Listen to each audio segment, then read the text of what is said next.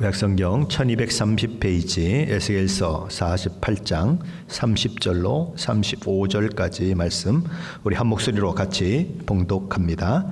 그 성읍의 출입구는 이러하니라. 북쪽의 너비가 4,500척이라. 그 성읍의 문들은 이스라엘 지파들의 이름을 따를 것인데 북쪽으로 문이 셋이라. 하나는 루벤 문이요, 하나는 유다 문이요, 하나는 레위 문이요. 동쪽의 너비는 4,500척이니 또한 문이 셋이나 하나는 요셉 문이요, 하나는 베냐민 문이요, 하나는 단 문이요. 남쪽의 너비는 4,500척이니 또한 문이 셋이라. 하나는 시므온 문이요, 하나는 이사갈 문이요, 하나는 스불론 문이며. 서쪽도 4,500척이니 또한 문이 셋이라. 하나는 간 문이요, 하나는 아셀 문이요, 하나는 납달리 문이며. 그 사망의 합계는 18,000척이라. 그날 후로는 그 성읍의 이름을 여호와 삼마라 하리라. 아멘. 네, 오늘 드디어 이제 에스겔서가 마무리되게 됩니다. 우리는 지난 시간에 하나님의 성전의 동쪽 문으로부터 물이 흐르는 곳마다 생명의 역사가 있는 것을 보았습니다. 강 좌우편에 푸른 나무들이 가득 차게 되고 또 그곳에 자라난 각종 과일 나무들이 달마다 새로운 열매를 맺는 그런 것들이 기록이 되고 있죠. 그 잎사귀는 물이 풍부한 간교로 결코 마르지 아니할 것이고, 그리고 잎사귀에 그 약효가 있어서 약재료로 사용되기까지 한다라고 이야기합니다. 아무런 생명체가 살 수 없었던 죽음의 바다라고 불리웠던 그 사해조차도 살아나서 엄청난 물고기들이 살아 숨쉬는 살아있는 바다로 변해버립니다. 이 모든 생명의 역사는 어떻게 일어났습니까? 다 하나님의 성전에서 흘러나온 물로 인해서 일어난 일들입니다. 에덴의 회복이죠. 아담과 하와로 저주받았던 땅이 회복되는 것입니다. 요한계시록 22장 1절 2절에도 그와 같은 말씀이 있습니다. 또 그가 수정같이 맑은 생명수의 강을 내게 보이니 하나님과 및 어린 양의 보좌로부터 나와서 길 가운데로 흐르더라. 강 좌우에 생명나무가 있어 12가지 열매를 맺되 달마다 그 열매를 맺고 그 나무 잎사귀들은 만국을 치료하기 위하여 있더라. 에스겔서에는 각종 과실나무로 되어 있는데 요한계시록에는 생명나무다라고 되어 있습니다. 이 생명나무는 달마다 새로운 열매를 맺는다. 그러니까 1년에 12가지 열매를 맺는다는 것입니다. 자, 이 생명나무는 어떤 나무일까요? 하나님께서는 아담과 하와가 범죄한 이후에 아담과 하와를 에덴 동산으로부터 내쫓아 버리십니다. 그리고 에덴 동산에 있는 생명나무 열매를 먹고 아담과 하와가 영생하지 못하도록 에덴 동산 동쪽에 그룹들과 두루 도는 불칼을 두어서 생명나무의 길을 지키게 만드심으로써 생명나무의 열매를 따 먹으러 가는 그 길을 원천적으로 봉쇄하시는 것을 보게 되죠. 창세기 3장 22절로 24절 말씀에 보면 이렇게 되어 있습니다. 여호와 하나님이 이르시되 보라, 이 사람이 선악을 아는 일에 우리 중 하나같이 되었으니 그가 그의 손을 들어 생명나무 열매도 따먹고 영생할까 하노라 하시고, 여호와 하나님이 에덴 동산에서 그를 내보내어 그의 근원이 된 땅을 갈게 하시니라. 이같이 하나님이 그 사람을 쫓아내시고 에덴 동산 동쪽에 그룹들과 두루 도는 불칼을 두어 생명나무의 길을 지키게 하시니라. 자, 그런데 그렇게 숨겨지고 지켜지고 접근하지 못하도록 막았던 생명나무가 하나님과 어린 양 되신 우리 주 예수 그리스도의 보호자로부터 흘러나온 생명의 물이 있음으로 인하여서 그 물이 흐르는 곳 가에 생명나무가 자라게 되고 그 생명나무 열매들이 있게 되는 것입니다. 그리고 원하는 자는 누구나 그 생명나무의 열매를 따먹을 수 있는 그 일들이 일어나는 거죠. 따먹으면 뭐가 됩니까? 따먹으면 영생을 얻게 되는 것이죠. 그러니까 바로 이렇게 상징적으로 그 영원한 하나님의 나라가 그렇게 하나님의 영생이 있는 바로 그런 곳이다라고 얘기하는 것입니다. 잃어버린 에덴의 회복이다라고 할 수 있는 거죠. 하나님께서 이렇게 만물을 먼저 회복하셨습니다. 그리고 이제 오늘 본문에 와서는 그 회복된 땅에 거주하며 하나님과 영원히 살게 될 이스라엘 각 지파가 차지할 땅에 대해서 언급하고 있습니다. 마치 하나님께서 천지를 창조하실 때에 사람이 살 수 있는 모든 환경을 먼저 만들어 놓으신 이후에 그 다음에 마지막 날에 사람을 만드셨던 것처럼 지금 에스겔 환상 속에서도 주변 환경들을 먼저 만들어 놓으시고 그리고 이제 이스라엘 지파 각 지파들이 그렇게 거주할 수 있는 땅이 이제 분배되는 것입니다. 자, 그렇다면 마지막 시대의 회복을 이야기하고 있는 이 에스겔서의 환상에서 그 회복은 오직 이스라엘 백성들만의 회복일까요? 아니라는 거죠. 이 회복은 이스라엘 백성들뿐만 아니라 이스라엘 백성 안에 들어와 살고 있는 모든 이방인들에게도 해당된다는 것입니다. 우리 에스겔서 47장으로 가서 한번 읽어보십시다. 에스겔서 47장 22절, 23절 말씀입니다. 에스겔서 47장 22절, 23절 말씀 같이 읽어봅니다. 너희는 이 땅을 나누되 제비 뽑아 너희와 너희 가운데에 머물러 사는 타국인 곧 너희 가운데에서 자녀를 낳은 자의 기업이 되게 할지니 너희는 그 타국인을 본토에서 난 이스라엘 족속같이 여기고 그들도 이스라엘 지파 중에서 너희와 함께 기업을 얻게 하되 타국인이 머물러 사는 그 지파에서 그 기업을 줄지니라. 주 여호와의 말씀이니라. 그 안에 이스라엘 백성들 안에 살고 있는 이방인들이 있는데 그들도 이스라엘과 똑같이 그렇게 땅을 분배받는 그 일들이 있을 것이다 라고 얘기하는 것입니다. 로마서 11장에서 참감람나무와 돌감람나무에 대한 이야기를 하고 있습니다. 참감람나무는 이스라엘을 상징하는 것이고 돌감람나무는 이방인들을 그렇게 상징하는 것이지요. 바울은 말합니다. 참감람나무의 가지 얼마가 꺾여서 그곳에 돌감람나무 가지가 접붙여짐으로써 이방인들에게도 놀라운 구원의 역사가 있었다. 그렇게 얘기하는 것입니다. 하나님의 구원의 무리 속에는 이스라엘 백성들뿐만 아니라 수많은 이방인들도 포함이 되고 있다라고 하는 것을 이야기하는 거죠. 요한계시록 7장에 보면 이스라엘 각 지파에서 입맞은 자에 대한 기록이 나옵니다. 각 지파별로 1만 2천씩 12지파에서 모두 14만 4천 명이 입맞는 이야기가 나온 이후에 요한계시록 7장에 보면 이스라엘 백성이 아닌 수많은 이방인들이 이 구원에 참여하고 있음을 보여주고 있습니다. 거기에 보면 이 일 후에 내가 보니 각 나라와 족속과 백성과 방언에서 아무도 능히 셀 수 없는 큰 무리가 나와 흰옷을 입고 손에 종려가지를 들고 보호자 앞과 어린 양 앞에 서서 뭘 합니까? 하나님을 찬양하는, 어린 양을 찬양하는 그 모습이 그 이후에 계속 기록되고 있는 것입니다. 그러므로 오늘 에스겔서 48장에서 이야기하고 있는 이스라엘 각 지파의 땅 분배는 단지 이스라엘 지파에 대한 이야기만이 아닌 것입니다. 예수 그리스도를 믿음으로써 참 이스라엘이 된 모든 사람들에게도 해당되는 땅 분배인 것입니다. 땅이 분배됐다고 하는 건 뭐죠? 그들이 거기에 거주할 그런 자격을 얻게 되었다는 것입니다. 가장 북쪽에 있는 땅을 기업으로 받은 지파는 단 지파예요. 우리 에스겔서 48장 1절 말씀인데 함께 읽어봅니다. 에스겔서 48장 1절입니다. 모든 지파의 이름은 이와 같으니라. 북쪽 끝에서부터 헤들론 길을 거쳐 하맛 어기를 지나서 다메섹 경계선에 있는 하살 에논까지 곧 북쪽으로 하맛 경계선에 미치는 땅 동쪽에서 서쪽까지는 단의 몫이요.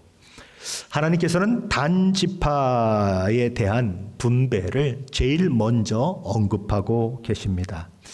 일반적으로 우리가 생각한다면 가장 먼저 언급돼야 할 지파는 가장 많이 수고하고 가장 많이 공을 세운 지파, 그 지파가 언급되어야 할 것으로 생각이 되는 것입니다. 그런데 또 그런 지파에게 더 많은 분깃을 주어야 그렇게 마땅한 것으로 생각이 되는데 오늘 보면 그렇지 않은 것입니다. 만약에 그렇게 계산을 해서 이렇게 땅이 분배되었다고 하면 아마 단연 유다 지파가 제일 먼저 그렇게 언급이 되었을 것입니다. 그리고 유다 지파가 얻은 그 분배의 땅이 가장 넓을 것입니다. 그것은 이미 여호수아가 이렇게 땅을 분배하는 그 일들이 있었을 때에 유다 지파가 가장 넓은 곳을 차지하지 않습니까? 인구 대비 또 그리고 싸워서 취하는 그런 능력으로 인하여서 유다 지파가 큰 그런 땅을 차지하고 그런 일들이 있었는데 지금은 보면 그렇지가 않은 것입니다. 단지파가 오히려 가장 먼저 땅을 분배받고 있는 것이지요. 그럼 단지파가 뭐가 잘났을까요? 아닌 것이죠. 그들이 숫자가 많았을까요? 그것도 아닌 것입니다.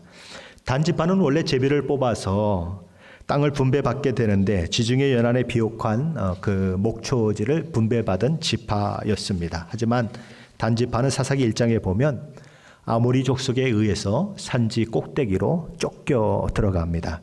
사사기 1장 34절 말씀은 이렇게 얘기합니다. 아모리 족속이 단 자손을 산지로 몰아넣고 골짜기에 내려오기를 용납하지 아니하였으며. 무슨 얘기예요? 종복은 고사하고 이 아모리 족속에 의해서 쫓겨서 산 꼭대기로 도망쳐서 내려오질 못하게 되었다. 그런 얘기를 하는 것입니다. 그러다가 이제 오랜 시간이 지난 후에 가나안 최북단에 있는 라이스 땅을 정복을 하고 단지파 사람들 그곳의 이름을 라이스 대신에 단이라고 그렇게 이름을 짓고 정착하게 됩니다.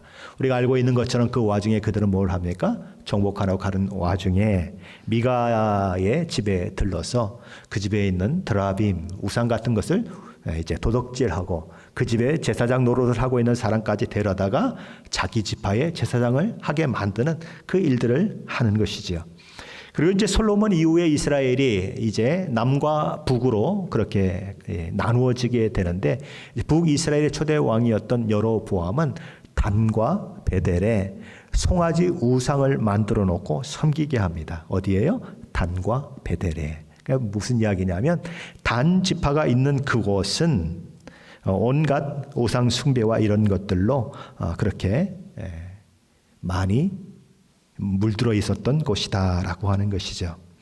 그야말로 첫 번째로 땅을 분배받을 자격도 지위도 없는 사람들이 누군가 단 지파 사람들이었다는 거예요. 그러나 그럼에도 불구하고 하나님께서 그런 단 지파에게 회복의 땅을 제일 먼저 분배해 주시는 것입니다. 이게 뭐예요? 하나님의 은혜예요.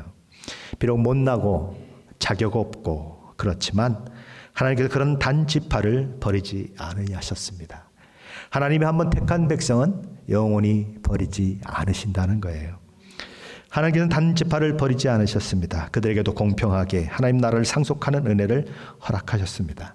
단 지파에게 제일 먼저 분배되고 남쪽으로 내려가면서 아셀 지파, 납달리 지파, 므낫세 지파, 에브라임 지파, 루벤 지파, 유다 지파 이렇게 7지파에 대한 땅 분배 사건이 나오는 것입니다. 에스겔 48장 2절에 보면 그런데 1절에도 있고 2절에도 있고 3절에도 있고 계속해서 나오는 것이 뭐냐면 동쪽에서 서쪽까지라고 하는 그런 표현입니다. 2절에 보면 이렇게 되어 있습니다. 단 경계선 다음으로 동쪽에서 서쪽까지는 아셀의 목이요. 3절 말씀에는 아셀 경계선 다음으로 동쪽에서 서쪽까지는 납달리의 몫이요. 이렇게 되어 있습니다. 과거에 땅이 분배될 때에는 어디를 지나서 무슨 고을을 지나서 이렇게 쭉 얘기를 했습니다. 그 경계선이. 근데 지금은 동쪽과 서쪽. 왜요? 균일하게 각 지파의 어떤 차등이 없이 그렇게 분배되고 있기 때문에 그렇게 얘기하는 것입니다. 그런데 여기 에하드라고 하는 이 말이 몫이라고 하는 말인데 이 말의 의미는 하나라고 하는 의미를 가지고 있습니다. 그러니까 땅을 12개로 분배해서 그 중에 하나를 차지했다 그런 의미인 것입니다. 똑같이 한 몫을 차지했다 그런 얘기죠. 누구는 잘해서 큰 땅을 주는 것도 아니고 누구는 잘못해서 작은 땅을 주는 것도 아니고 누구에게나 한 덩어리가 주어졌다. 마치 포도원에 들여보낸 일꾼들의 이야기를 보는 것 같지 않습니까? 아침에 일찍 온 사람이 있고 또 오후에 늦게 온 사람들이 있었습니다. 주인은 뭐라고 얘기하죠? 내가 너에게 한 데나리온을 주겠다라고 그들을 데리고 들어가죠. 근데 이제 늦게 들어온 사람부터 품삯을 주게 되는데 늦게 들어온 사람에게 한 데나리온을 주니까 일찍 들어온 사람들은 더 많은 것을 받을 것으로 생각을 하지 않습니까? 그런데 똑같이 한 데나리온을 줬어요. 그것처럼 각 지파의 크기, 능력, 지위에 상관없이 하나씩 주셨다는 것입니다. 그것이 우리가 구원받은 은혜인 거죠. 로마서 3장 22절에 이렇게 말씀합니다. 곧 예수 그리스도를 믿음으로 말미암아 모든 믿는 자에게 미치는 하나님의 의인이 차별이 없느니라. 우리가 들어가게 될 하나님의 나라는 바로 그런 것입니다. 차별이 없는 것입니다. 저 여러분이 하나님 나라에 들어가려고 하는데 만약에 열차를 타고 들어간다고 하면 그 기차표가 몇 개면 들어갈 수 있을까요? 하나님 나라를 기차를 타고 가야 된다고 하면 기차표를 몇 개를 가지고 있어야 하나님 나라에 들어갈 수 있을까요? 한 개면 충분합니다. 그렇죠? 예수 그리스도를 믿는 믿음 하나면 충분한 거예요. 더 이상 필요가 없는 것입니다. 그것이 저와 여러분이 받은 구원의 은혜예요. 하지만 아침 일찍이 와서 포도원에서 일했던 포도원 일꾼들처럼 우리는 종종 왜 내가 이렇게 수없이 수고했고 다른 사람보다 열심히 섬겼는데 하나님 은혜는 왜 동등하게 주십니까? 라고 따질 때가 있습니다. 불평과 불만을 토로할 때가 있습니다. 우리를 구원하기 위해 하나님께서 치르신 대가와 희생을 생각한다면 우리는 구원하신 우리 주님 앞에서 그렇게 말할 수 없을 것입니다. 왜요? 세상 어떤 것으로도 바꿀 수 없는 가장 큰 것을 받았는데 지극히 작은 것들 때문에 불만을 토로하는 것은 있을 수 없는 거죠. 우리에게는 딱 한 가지 고백밖에 있을 수 없습니다. 주님 한 분만으로 충분합니다. 감사합니다. 그것밖에 없어요. 자, 그럼 그런 감사는 무엇으로 표현이 될까요? 찬양과 경배, 예배로 표현이 될 수밖에 없습니다.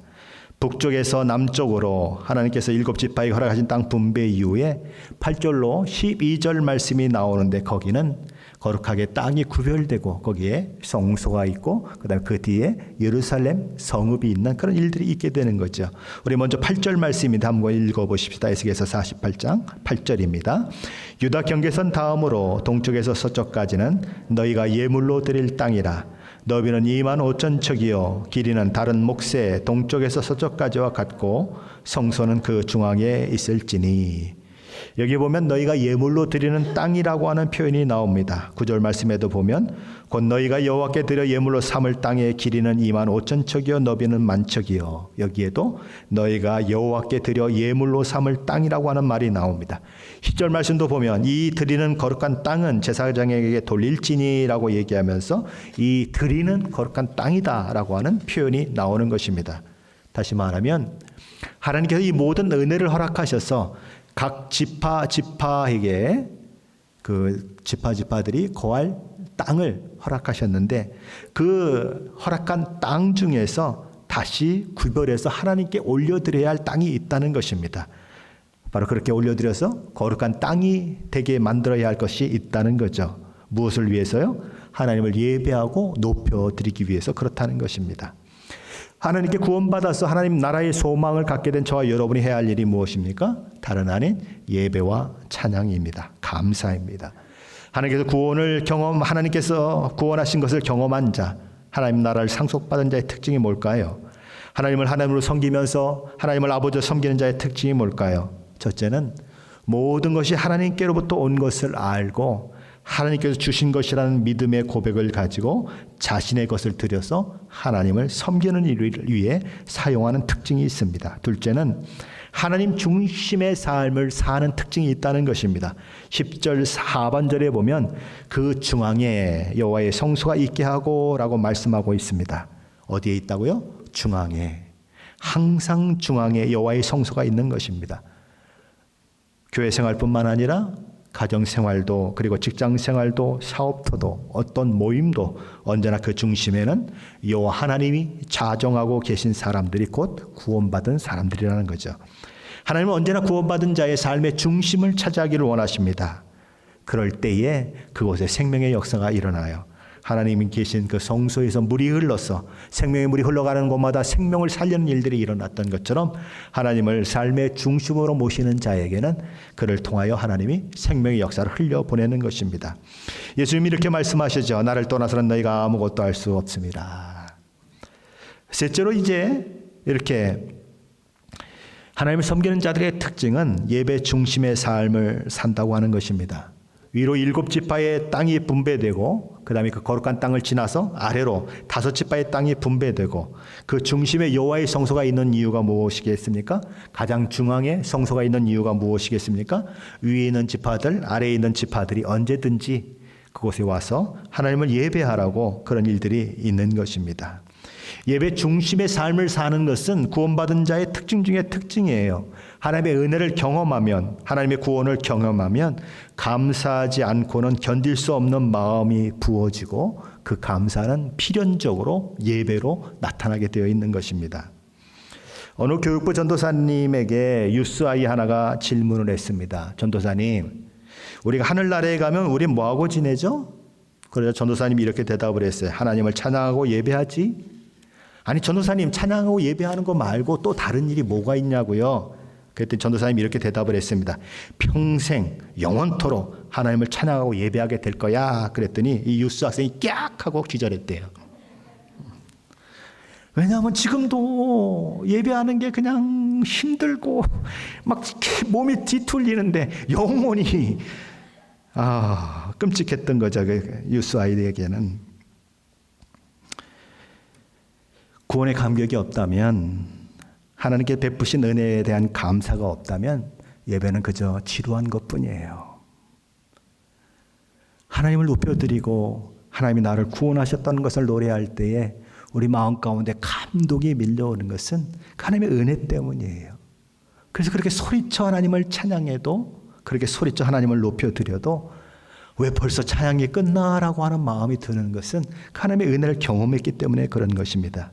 예배는 구원의 감격을 가진 자의 자연스러운 반응이에요. 은혜 받은 자의 너무나 자연스러운 반응이에요. 자, 그렇다면 특별히 구별된 거룩한 땅에서 성소에서 예배를 관장하는 사람들로 지정받은 사람들은 누구일까요? 오늘 본문 11절 말씀인데 함께 읽어봅니다. 이 땅을 사독의 자손 중에서 거룩하게 구별한 제사장에게 돌릴지어다.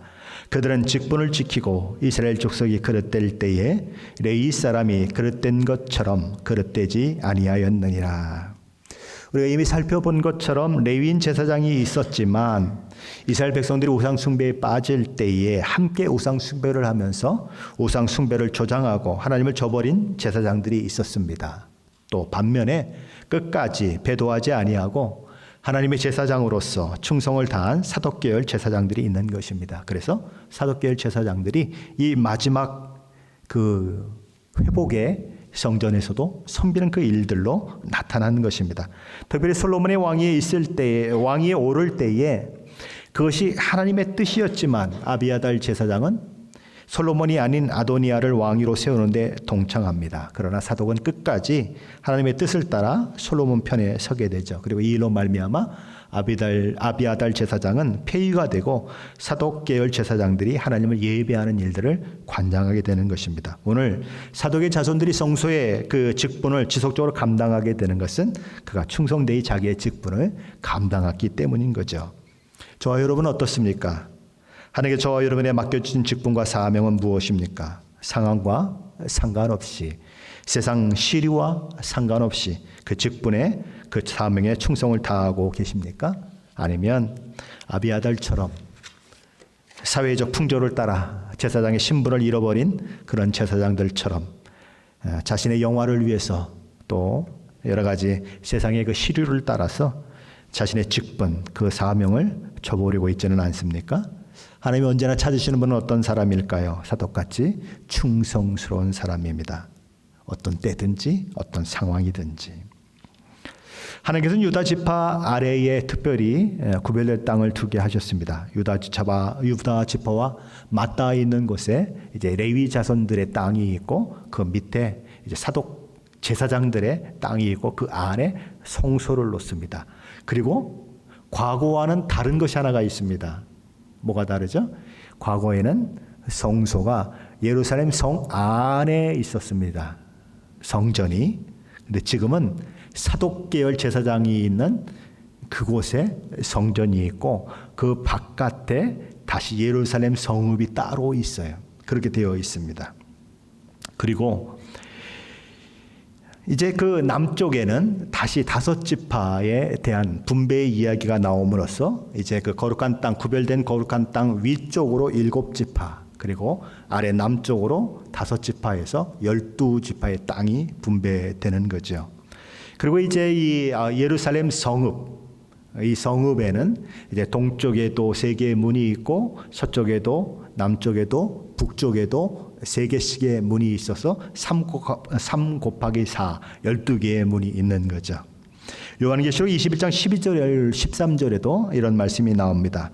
크고 높은 성곽이 있고 12문이 있는데 문에 12천사가 있고 그 문들 위에 이름을 썼으니 이스라엘 자손 12지파의 이름들이라. 동쪽의 셈은, 북쪽의 셈은, 남쪽의 셈은, 서쪽의 셈은이니라. 무슨 얘기예요? 이게 마지막 때에 완전히 세상을 회복시킬 하나님의 그 계획을 보여주는 환상이라는 거죠. 자, 그렇다면 이스라엘 12지파에게 소망과 꿈을 잃어버리고 에스겔 골짜기에 널브러져 있는 마른 뼈들과 같았던 그들에게 이런 놀라운 회복이 있게 된 원인은 어디에 있을까요? 무엇이 그것을 가능하게 만들었을까요?